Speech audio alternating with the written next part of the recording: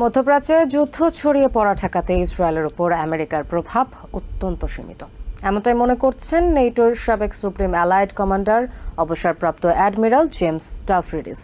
প্রতিশোধ হিসেবে ইরানের উল্লেখযোগ্য স্থাপনায় ইসরায়েল হামলা চালাবে বলে মনে করেন তিনি।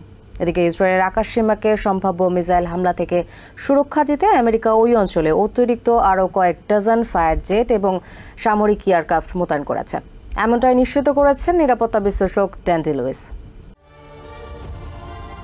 লেবাননে হামলা এবং হাসান নাসরুল্লাহকে হত্যার ঘটনায় সম্প্রতি ইসরায়েল এবং হিজবুল্লাহর মধ্যকার যুদ্ধ এখন মধ্যপ্রাচ্য জুড়ে ছড়িয়ে পড়তে শুরু করেছে। কিন্তু এই যুদ্ধ ছড়িয়ে পড়া ঠেকাতে ইসরায়েলের প্রধানমন্ত্রী নেতানিয়াহুর উপর বাইডেন প্রশাসনের নিয়ন্ত্রণ অনেকটাই সীমিত বলে মনে করেন নেটোর সাবেক supreme allied commander admiral James Stavridis. পাল্টা হামলার জন্য ইরানের বড় তিনটি সম্ভাব্য লক্ষ্যবস্তু বেছে নিয়েছে ইসরায়েল, যার একটি হলো ইরানের পারমাণবিক স্থাপনা, যা খুবই কঠিন লক্ষ্যবস্তু বলে মনে করেন অ্যাডমিরাল স্টাভরিডিস। দ্বিতীয়টি হলো সামরিক এবং তৃতীয়টি হলো জ্বালানি ক্ষেত্র, যা ইরানের অর্থনীতির হৃৎপিণ্ড। তবে হালকাভাবে হামলার পরিকল্পনা নেতানিয়াহুর নেই। তিনি ইরানকে দুর্বল করে দিতে উল্লেখযোগ্য হামলা চালাবেন বলে মনে করেন সাবেক এই কমান্ডার। এদিকে council on foreign relations president Michael Froman বলেন, দলের শীর্ষ নেতাকে হারিয়ে হিজবুল্লাহ এখন রাজনৈতিক এবং সামরিকভাবে বিপর্যস্ত।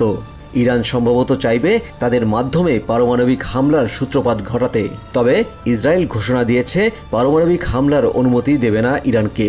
প্রতিশোধ নেওয়ার জন্য নেতানিয়াহু কি করবে তা সবার অজানা, তবে এটা সংঘাতকে দ্রুতই বাড়াবে বলে মনে করেন ফ্রোম্যান।